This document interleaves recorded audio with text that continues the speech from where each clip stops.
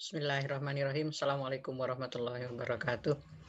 Alhamdulillahirabbil alamin wassalatu wassalamu ala asrofil anbiya'i mursalin wa ala alihi washabihi ajmain. Asyhadu an la ilaha illallah wa asyhadu anna Muhammadar Rasulullah. Kita bersyukur kepada Allah Subhanahu wa taala. Alhamdulillah Allah takdirkan kita masih dalam keadaan sehat semua. Semoga para mahasiswa PG PAUD yang Ibu cintai juga dalam keadaan sehat walafiat, tidak kurang suatu apapun dan bisa tetap melaksanakan aktivitas meskipun kita sedang diuji dengan masa Covid ini. Selawat dan salam kita sampaikan kepada Nabi kita Nabi Muhammad sallallahu alaihi wasallam. Pada pertemuan ke-12 ini kita masih akan melanjutkan kajian kita tentang teori belajar. Kita sudah mempelajari teori disiplin mental, teori-teori tradisional. Kemudian kita juga sudah mempelajari salah satu teori modern, yaitu teorinya behavioris dari tokoh-tokoh utamanya behavioris. Saat ini kita akan membahas teori kognitif ya, yang kita gabungkan dengan teori belajar Gestaltfield. Di sini ada teorinya Kohler, kemudian ada teori medannya Kurlewin, dan ada teori Piaget dari kognitif Piaget, kemudian ada nanti yang berkaitan dengan kognitif sosial yaitu teorinya Vygotsky. Kita mulai dengan teori secara umum, teori Gestaltfield punya pandangan yang berseberangan dengan behavioris.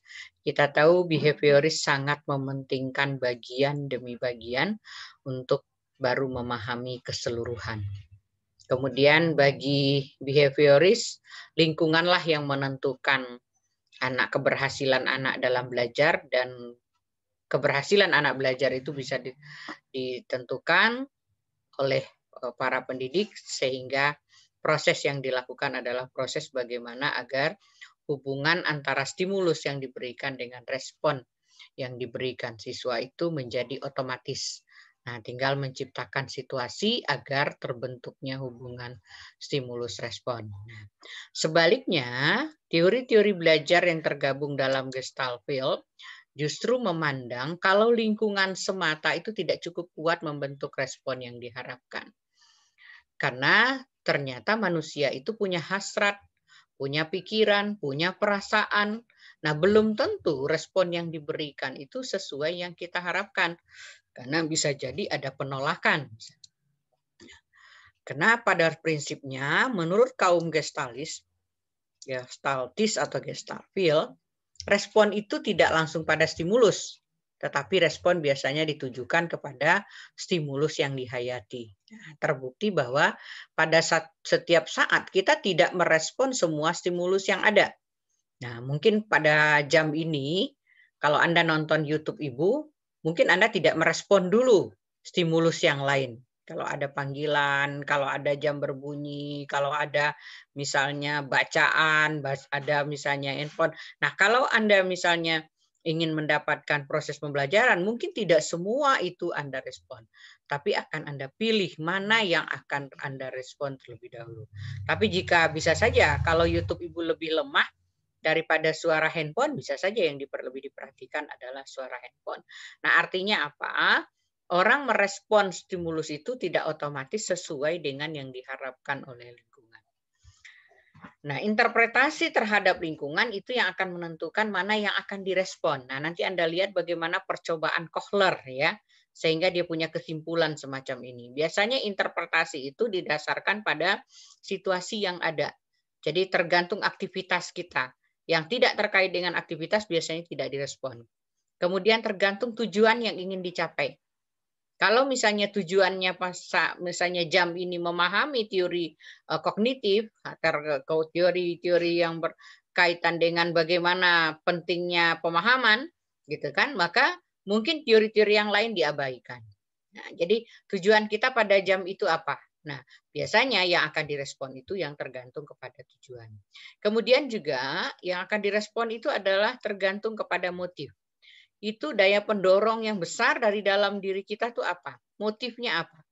Kalau misalnya motifnya misalnya ingin tahu, kemudian bagaimana keingintahuan itu dirasakan menguntungkan, maka dorongan itu yang akan lebih menentukan dia memilih ilmu yang ingin dia ketahui dibanding dengan yang ada diberikan pada dia. Nah, seperti seorang anak kalau lagi baca novel, itu bisa saja saking asiknya baca novel, telinganya tidak jalan gitu ya.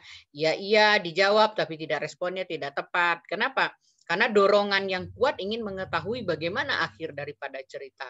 Nah, seolah-olah dia sama dengan juga kalau Anda lagi nonton terus filmnya itu bagus, itu bisa yang lain tidak akan direspon dulu sebelum selesai film itu. Nah, itu motifnya apa? Kemudian pengalaman masa lalu. Nah, bisa jadi orang tidak lagi merespon stimulus tertentu karena pengalaman masa sebelumnya itu stimulus itu misalnya mengganggu.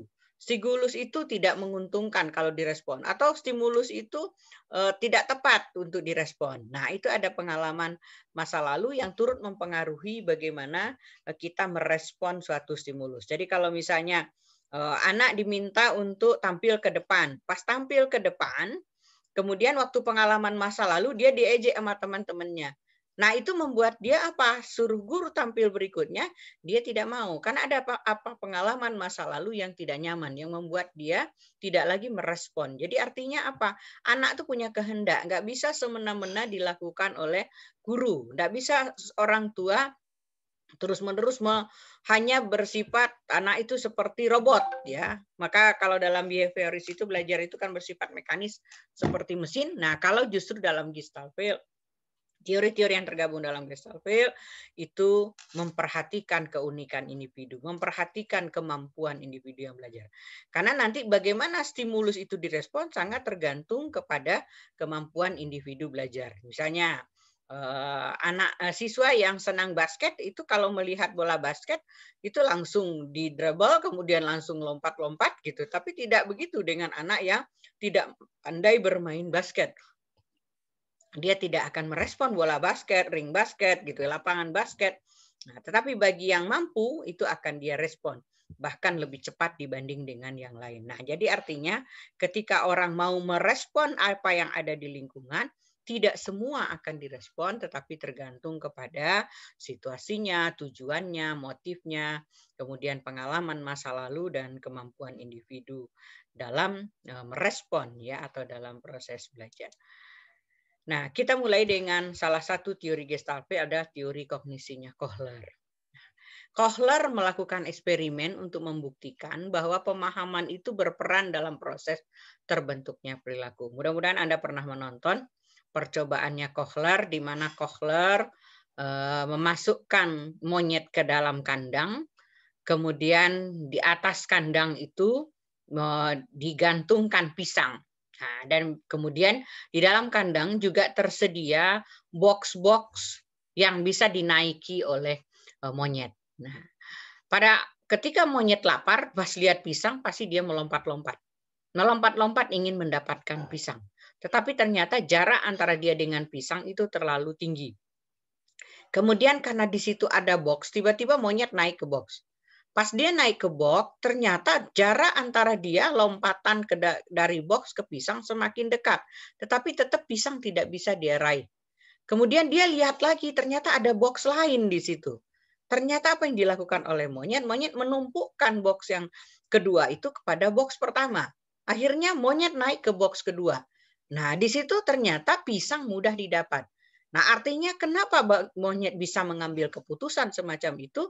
Karena dia memperhatikan apa yang ada di lingkungan kandangnya itu dan apa yang bisa dia lakukan untuk memperoleh yang dia inginkan. Jadi dalam hal ini dia ingin memecahkan masalah dengan cara bagaimana caranya mendapatkan pisang. Nah, ternyata caranya harus dengan menumpukan box. Nah, di situ terjadi sebetulnya bukan otomatis dia merespon stimulus, tapi ada insight, ada pemahaman Pemahaman itulah yang berperan dalam proses terbentuknya tingkah laku. Jadi ada tingkah laku baru, yaitu menyusun box, naik ke box, kemudian menggapai pisang. Nah, dari percobaan itu, kaum gestaltis memandang bahwa penyelesaian yang tiba-tiba terjadi itu adalah hasil penstrukturan kembali situasi yang diamatinya. Nah, mungkin saja di kandang itu ada batu, mungkin ada daun, mungkin juga ada kerikil, tapi ternyata monyet tidak merespon batu, tidak merespon kerikil, mungkin juga kalau ada kayu tidak merespon kayu, tapi malah merespon box. Nah, kenapa? Karena itu yang dia lihat akan membantu dia mencapai tujuan. Jadi di situ ada unsur-unsur secara cepat dihubungkan, kemudian ada pemahaman, beginilah caranya. Nah, ini kalau Anda perhatikan, anak 3 tahun ya, yang dia sendiri sudah mulai lancar berjalan, lancar naik turun ke kursi. Nah, kemudian kalau tiba-tiba mainannya itu ada di atas lemari, dia sendiri tidak bisa naik ke atas lemari. Nah, dia akan mencari apa ya sesuatu yang bisa digunakan untuk naik mengambil mainannya. Nah, ada kalanya mungkin saja anak naik ke kursi. Kemudian mungkin dia naik ke meja. Atau kemungkinan lagi dia ambil kayu. Kemudian dia coba bagaimana kayu itu bisa mengambil mainannya sehingga bisa dia tangkap. Nah, itu di situ ada proses insight, ada proses pemahaman. Jadi di situ anak nggak nangis aja, mau diambilin, mau diambilin. Nah, itu ada proses ketika dia ingin memecahkan masalah dengan pemahamannya sendiri. Nah, dan itu nanti kapasitas masing-masing anak tentu akan berbeda. Jadi misalnya ada anak misalnya 4 tahun, ada anak 3 tahun, kapasitasnya berbeda. Daya pemahamannya juga berbeda, pengalamannya juga berbeda, maka mungkin dia akan menempuh cara yang berbeda. Nah, jadi kita tahu proses belajar itu adalah proses terbentuknya tingkah laku baru. Nah, dalam hal ini berdasarkan eksperimen Kohler ada diambil beberapa poin pokok bagaimana proses terjadinya tingkah laku baru itu. Yang pertama, bentuk belajar tahap tinggi itu tergantung pada kapasitas alamiah individu. Artinya inteligensi, bakatnya itu turut menentukan mana yang bisa dilakukan. Nah, tentu Anda akan lihat kalaulah yang dikurung di kandang itu tikus, tentu tidak akan sama caranya dengan monyet. Kalau yang di kandang itu adalah misalnya kucing, tentu tidak akan sama dengan monyet. Karena kapasitas alamiah kucing, monyet, gitu, tikus itu berbeda-beda. Apalagi kalau misalnya yang disimpan di situ misalnya ayam, nah kapasitasnya berbeda. Yang satu pakai sayap, yang satu tidak ada sayap, yang satu bisa melompat, yang satu bisa memanjat. Nah begitu juga dengan individu yang belajar. Jadi nanti bagaimana anak merespon? Kalau tiba-tiba Anda menyuruh melakukan satu aktivitas kepada anak, lalu anak tidak merespon, berarti jangan-jangan dia tidak paham. Tidak terjadi insight bagaimana harusnya melakukan kegiatan itu. Atau bagaimana memecahkan masalah. Nah, di sini sebetulnya karena ada proses penstrukturan situasi, Pak, kaum gestaltis memandang keseluruhan itu lebih bermakna daripada bagian-bagian. Lihat dulu sekeliling. Kemudian mana yang akan digunakan untuk memecahkan masalah. Nah, kemudian baru memilih gitu. Nah, di situ sebetulnya bukan semuanya dicoba. Kalau bagian-bagian yang lebih penting mungkin apa saja yang ada itu akan dicoba untuk memberikan respon terhadap stimulus yang ada. Tapi ternyata tidak. Ya, sesuai dengan kapasitas alamiahnya, maka dia akan memilih. Kemudian dia lihat dulu secara keseluruhan, baru bagian demi bagian. Ya. Nah, kemudian organisme itu merupakan pusat proses belajar. Jadi bukan guru yang menentukan terjadi tidaknya proses belajar, tapi proses belajar itu terjadi pada diri peserta didik. Maka apa yang ada dalam dirinya itulah yang menjadi pusat proses belajar. Berarti nanti kalau dia nggak paham, nggak mungkin dia melakukan. Jadi mungkin saja anak yang satu cepat paham, anak yang lain tidak cepat paham. Anak yang satu sudah melakukan aktivitas, anak yang lain belum. Nah, di sini perlu kita perhatikan bahwa apa yang terjadi pada diri anak. Apakah anak tidak tahu bagaimana merespon, apakah anak tidak tahu bagaimana cara memecahkan masalah, apakah anak perlu dibantu pada tahap tertentu. Nah, sehingga proses belajar itu tidak bersifat statis atau mekanis seperti kata orang behavioris, tapi belajar itu adalah proses yang dinamis. Dinamis itu artinya berubah-berubah kemudian untuk maju. Nah, bagaimana penstrukturan situasi yang terjadi secara cepat itu merupakan hasil daripada insight pada anak. Nah, jadi nanti Anda akan lihat ada perbedaan antara anak yang satu dengan anak yang lain dalam memberikan respon atau dalam memecahkan masalah. Jadi dalam pandangan Kohler ini belajar itu sebetulnya proses memecahkan masalah. Dalam proses memecahkan masalah perlu ada insight. Dalam insight itu perlu ada kapasitas yang diperhatikan antara individu yang satu dengan yang lain. Kenapa? Karena setiap individu itu adalah menjadi pusat daripada proses pembelajaran. Nah, selanjutnya kita masuk kepada teorinya Kurt Lewin yang disebut dengan teori medan ya. Kurt Lewin ini ahli fisika pada dasarnya, kemudian dia tertarik untuk kepada psikologi, lalu dia muncullah teori belajarnya yang disebut dengan teori medan. Nah, sama dengan teorinya Kohler, dia sangat mementingkan keseluruhan dan keterpaduan. Kemudian menurut Kurt Lewin, individu itu pada dasarnya selalu berada dalam satu medan. Jadi kita itu seperti orang yang selalu berpindah dari medan yang satu ke medan yang lain. Nah, medan ini yang disebut dengan ruang atau lapangan hidup. Ruang hidup atau lapangan hidup. Jadi kalau Anda sekarang lagi menonton YouTube, nah ruang hidup Anda sedang di nonton YouTube. Nanti sebentar lagi Anda pindah ke ruang hidup yang lain, misalnya mengerjakan memasak. Lalu Anda pindah lagi ke ruang hidup yang lain, misalnya memeriksa tugas-tugas siswa. Lalu Anda pindah lagi ke ruang hidup yang lain, misalnya mencuci. Kemudian Anda pindah lagi ke ruang hidup yang lain, membaca, menonton, dan seterusnya. Jadi kita itu seperti orang yang selalu ada pada satu ruang hidup. Nah, itu yang dia sebut dengan medan. Nah, setiap waktu sebetulnya kita punya tujuan. Jadi yang namanya ruang hidup itu ada pribadi, ada lapangan psikologis, ada non-psikologis. Nah, pribadi ini biasanya memiliki tujuan. Setiap saat kita pasti ada tujuan. Bahkan mau tidur pun ada tujuan. Mau tidur, tujuannya apa? Istirahat, segera terlelap. Nah, tapi kemudian saat kita beraktivitas itu, selalu di diri kita itu ada lapangan psikologis. Kapanpun, termasuk waktu sholat. Tujuan sholat apa? Mengingat Allah, melaksanakan perintah. Kemudian kewajiban. Kemudian bagaimana kita menegakkan sholat dengan khusyuk. Hanya ingat kepada Allah misalnya tujuannya. Tapi begitu takbir dimulai, lapangan psikologisnya mulai muncul. Termasuk juga kalau Ibu tadi bicara Anda tidur, saya mau tidur nyenyak, tapi lapangan psikologis selalu ada. Termasuk juga non-psikologis. Nah, yang disebut ruang hidup itu ini gabungan antara ini. Peraktivitas. Jadi kalau misalnya apa sebetulnya lapangan psikologis itu? Nah, lapangan psikologis ini adalah segala sesuatu yang muncul di pikiran dan perasaan seseorang bersamaan dengan satu aktivitas. Jadi, kalau misalnya Anda sekarang lagi nonton YouTube, bukan berarti pikiran dan perasaan atau sepenuhnya ada pada YouTube. Tetapi Anda bisa jadi ingat tugas berikutnya. Anda bisa jadi ingat janji dengan teman. Anda bisa jadi ingat keluarga. Nah, segala hal yang muncul pada saat Anda mencapai tujuan tertentu itu disebut dengan lapangan psikologis.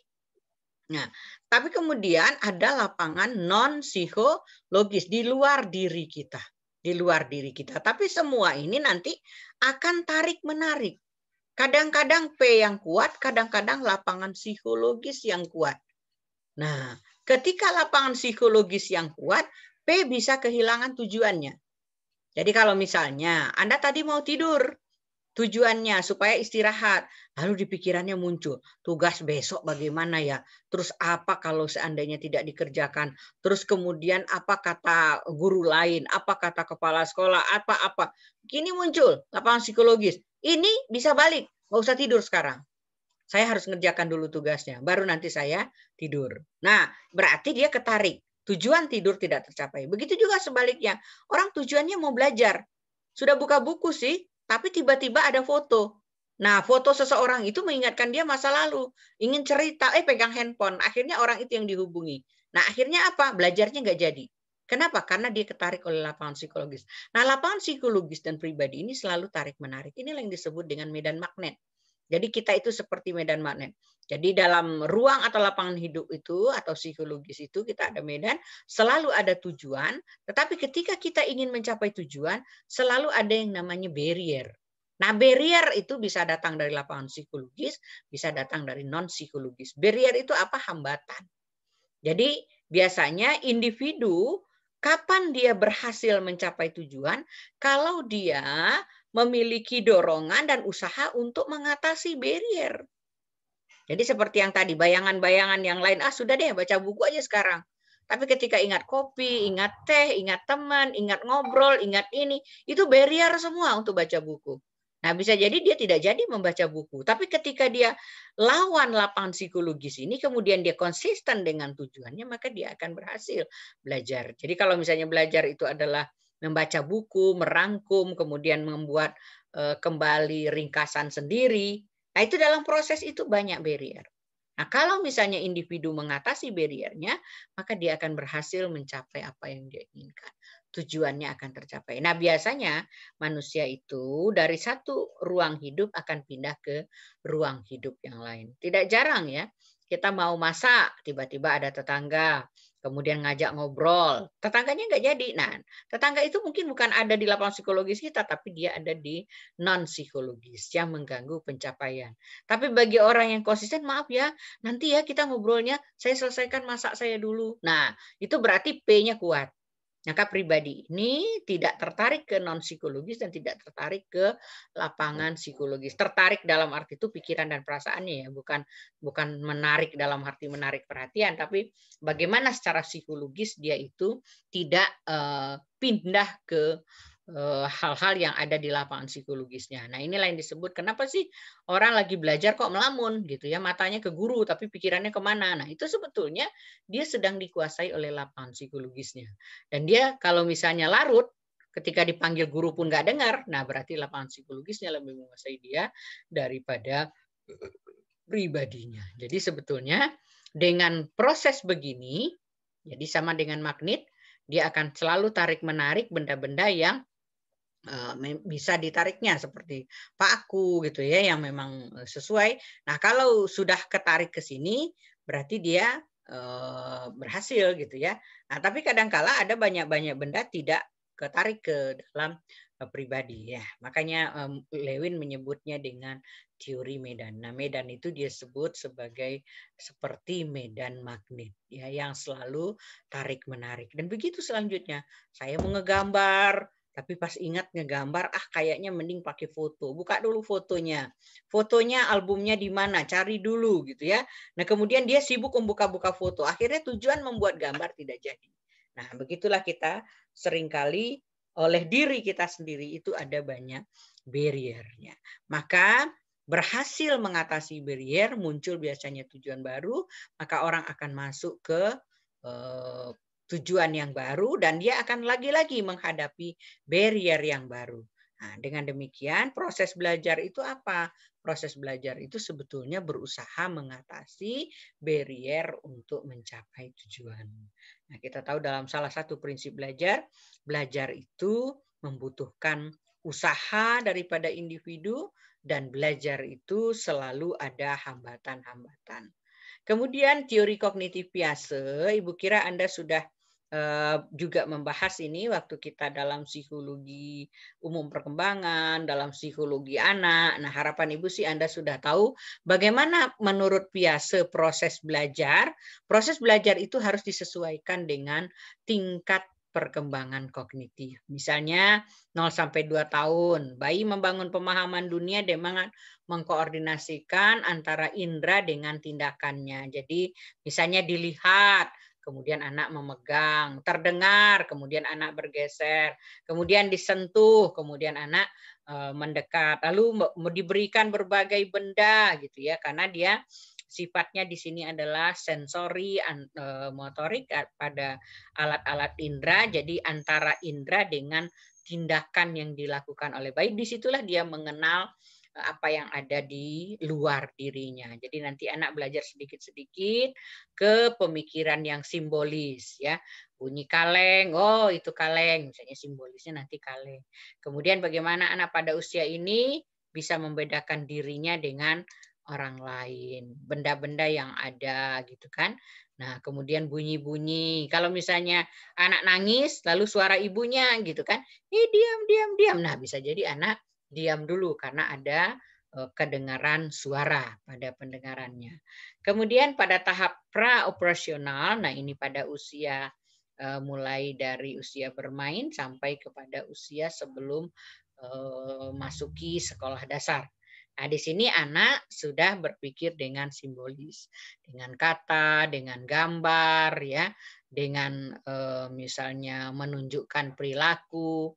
Nah, itu merefleksikan tanda peningkatan terjadinya kemampuan pemikiran simbolis. Nah, biasanya ini melewati melampaui informasi indrawi dan tindakan fisik, maksudnya ketika misalnya ibu itu tidak ada di dekatnya, anak mulai memahami bahwa sebetulnya ibu itu sosoknya ada, hanya saja mungkin tidak sedang ada di dekatnya. Jadi tidak sedang dilihat. Kemudian juga misalnya antara bunyi, wah sebentar lagi kita makan. Nah, anak sudah mulai melihat ada sendok, ada piring, ada makanan.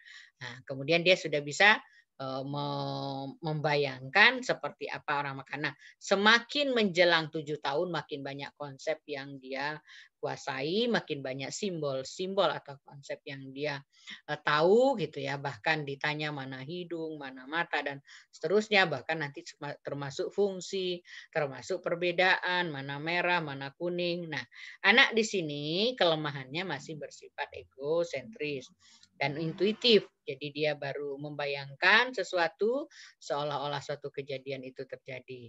Nah, tapi juga dia memiliki yang namanya mental representation, yaitu kemampuan mental untuk menyimpan berbagai konsep. Nah, suatu saat dia bisa gunakan apa yang disimpan itu pada situasinya. Nah, maka di sini ada defer imitation atau peniruan tertunda. Anak lagi asik main pasir, tetapi kemudian ibunya ngobrol dengan tetangga. Ada kata-kata yang diomongin ibunya, itu bisa masuk ke dalam pikirannya. Pada saat tertentu nanti itu akan diulang. Nah, karena ada kemampuan mental representation, gambaran mental ya terhadap suatu peristiwa, terhadap objek, kemudian terhadap perkataan dan seterusnya. Nah, ini masa-masa penting. Segala sesuatu itu dipahami dengan simbol-simbolnya. Maka mengenal kata, mengenal benda, mengenal pekerjaan, mengenal makanan, mengenal hewan, mengenal tumbuhan, mengenal lingkungan, itu menjadi sangat penting pada usia 2 sampai 7 tahun. Kemudian 7 sampai 11 tahun, nah ini anak nalar logisnya mulai jalan, tapi sebatas kejadian-kejadian yang konkret yang mampu dia untuk tunjukkan ya, dalam arti di sini mulai berpikir sistematis, mengklasifikasi mana misalnya buah yang ada batangnya, mana yang tidak, kemudian klasifikasi manusia berdasarkan tempat tinggal, kemudian lokasi. Nah, dia sudah bisa menentukan. Hanya batas-batasan itu bisa dia pahami biasanya masih pada batas-batas yang konkret. Maka ketika 7 sampai 11 tahun ini biasanya di SD digunakan media ya. Nah, bagi Anda yang cukup penting ini, kalau berdasarkan teorinya Piaget. Nah, nanti sampai kepada formal ini pada masa remaja. Kemudian teori Piaget ini dikritik oleh ahli lain, yaitu Vygotsky ya, sehingga dia menyebut teorinya dengan New Piaget. Nah, kalau kata Piaget, perkembangan itu mendahului pembelajaran. Jadi kalau belum pada tahap itu, belum bisa diberikan pembelajaran yang sesuai. Misalnya, wah anak TK itu masih egosentris, belum bisa melihat dari perspektif orang lain, gitu kan. Tapi kalau Vygotsky bilang itu bisa, gitu kan. Jadi tidak mesti dipatok pada sesuai dengan tahap-tahap perkembangan itu, seolah-olah sudah tetap. Pada buktinya apa? Anak kadang-kadang melihat temannya jatuh, dia bisa, kamu sakit ya. Nah itu kan dia bisa mampu melihat dari perspektif orang lain. Nah justru kalau Vygotsky, apa yang bisa membuat orang itu maju? Karena proses pembelajaran. Jadi kalau biasa perkembangan dulu baru pembelajaran, kalau Vygotsky pembelajaran dulu baru perkembangan. Jadi karena pembelajaran, perkembangan bisa dipercepat. Nah itu kalau kata Vygotsky. Kemudian menurut Piaget tahap perkembangan sebagian besar sudah tetap. Kemudian ternyata hasil riset yang terakhir menemukan anak kecil yang tadinya dipikir oleh kita berdasarkan Piaget belum mampu untuk menyelesaikan soal konversi ya, konservasi ya, penjumlahan, kemudian volume, isi gitu ya. Nah, sebelum mencapai tahap konkret operasional. Nah, tetapi ternyata dia berhasil dengan cara dan bahasa yang lebih sederhana. Jadi artinya apa? Gimana lingkungan itu turut menentukan kecepatan dari perkembangan. Jadi nggak mesti menunggu gitu ya. Ternyata anak bisa tuh soal konservasi, klasifikasi ternyata juga bisa mana buahnya yang kuning, mana buahnya yang warnanya hijau, mana buahnya yang warnanya coklat. Nah, dikelompok-kelompokkan. Nah, itu ternyata bisa dilakukan oleh anak sebelum konkret operasional. Tadinya operasi penghitungan, operasi dalam arti bagaimana orang membuat klasifikasi itu seolah-olah hanya bisa dilakukan pada usia konkret operasional. Kemudian juga teori Piaget dipatahkan karena ternyata dalam konteks sederhana dan praktis ya seperti Ibu katakan tadi, anak-anak ternyata tidak selalu egosentris, tidak selalu melihat sesuatu itu hanya dari dirinya, tapi mampu juga mempertimbangkan sudut pandang orang lain. Nah, ini diperkuat dengan risetnya Ziegler ya. Nah, pembelajaran ternyata bisa dilakukan lebih awal dari yang diperkirakan oleh Piaget. Nah, apa kata teori Vygotsky ya? Anda mengenal Lev Semyonovich-Vygotsky. Ini seorang ahli psikologi konstruktivis ya, konstruktivisme atau konstruk ya, bagaimana dia membuat anak agar mengkonstruk pengetahuannya sendiri. Nah, dia orang Rusia ya, kemudian awalnya sebenarnya dia ahli bahasa, kemudian dia tertarik kepada psikologi. Maka erat kaitannya belajar menurut Vygotsky ini seperti bagaimana bahasa itu berkembang pada anak. Nah, ternyata kita bisa memahami perkembangan intelektual seseorang itu dapat kita lihat dari seperti apa sejarah hidupnya, seperti apa budaya yang ada di tempat dia hidup. Karena nanti bagaimana anak mengenal simbol-simbol itu sangat tergantung dengan apa yang ada di lingkungannya. Jadi kalau misalnya Anda pergi ke Baduy sana, lalu Anda bicara yang namanya WA, yang namanya misalnya internet, yang namanya misalnya daring, luring, itu kan nggak nyambung gitu ya. Kenapa istilah-istilah itu tidak pernah mereka gunakan? Jadi perkembangan intelektual itu kalau kita lihat ini anak kok bisa ini, lihat bagaimana lingkungannya, lihat bagaimana proses belajar yang dijalani. Kemudian perkembangan bergantung pada sistem tanda, yaitu tadi simbol-simbol yang ada pada lingkungan tempat hidup.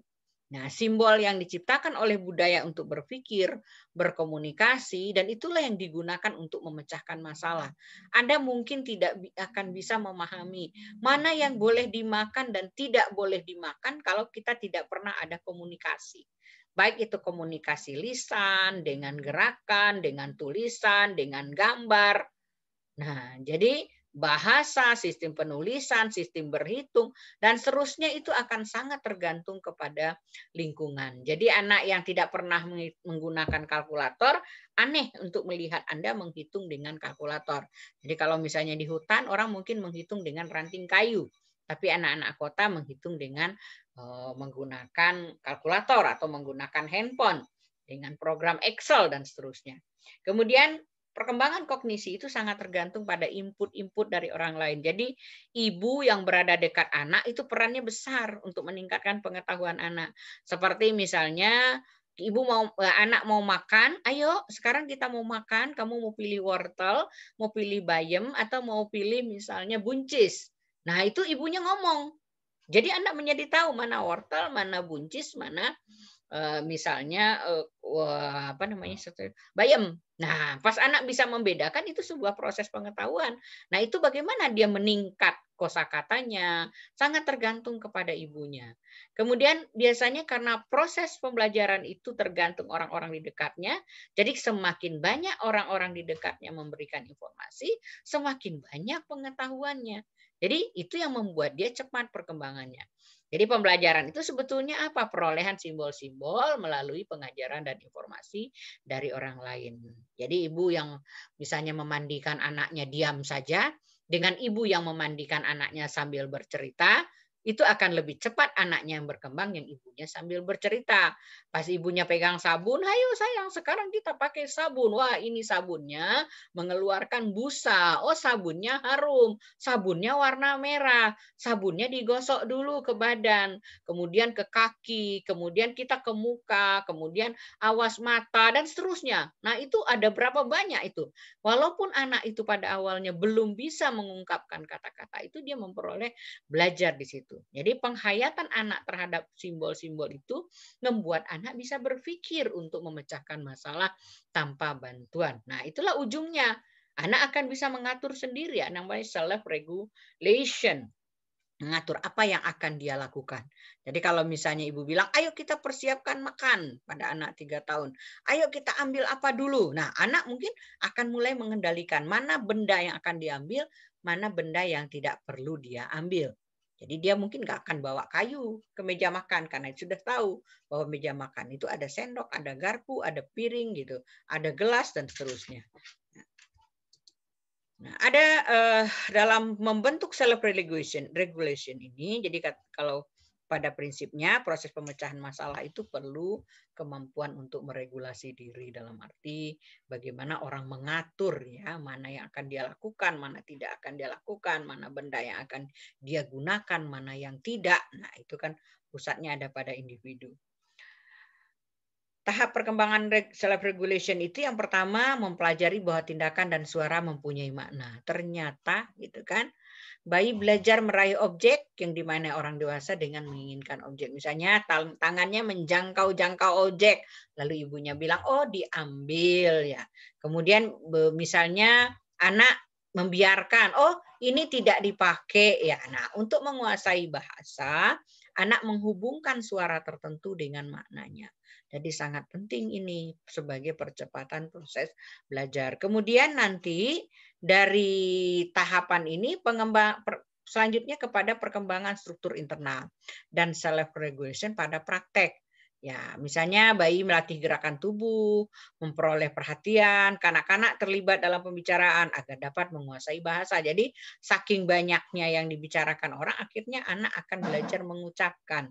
Anak mengenal konsep, anak mengenal kosakata, kemudian anak mengenal kalimat, anak mengenal bercerita. Gitu. Nah, itu sudah ada ketika orang bercerita pasti dia akan memilih kata-kata. Nah, itu ada self regulation. Kemudian dia akan melibatkan penggunaan simbol untuk berpikir dan memecahkan masalah tanpa bantuan. Jadi ujungnya anak mampu sendiri. Jadi bagaimana mandi mampu sendiri, makan mampu sendiri, pakai baju mampu sendiri, kemudian ke sekolah mampu sendiri, menyiapkan bahan aja buku-buku sendiri, mengambil pensil sendiri, menulis sendiri, membaca sendiri, menghitung sendiri gitu ya. Nah, sampai pada hal-hal lain yang lebih kompleks.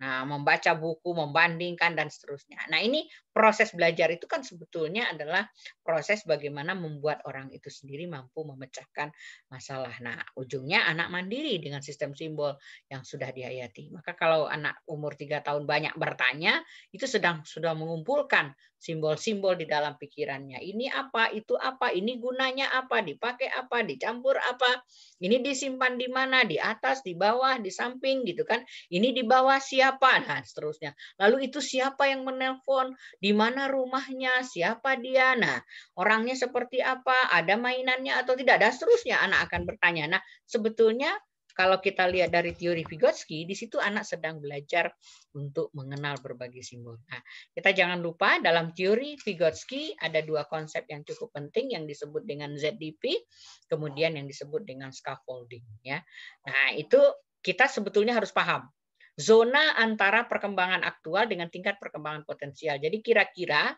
apa yang sudah diketahui anak, kemudian sampai mana anak bisa menguasai. Nah, mana yang bisa dibantu agar anak bisa mencapainya. Jadi kalau misalnya, oh anak sudah bisa memegang sendok, berarti anak juga bisa memegang sikat gigi.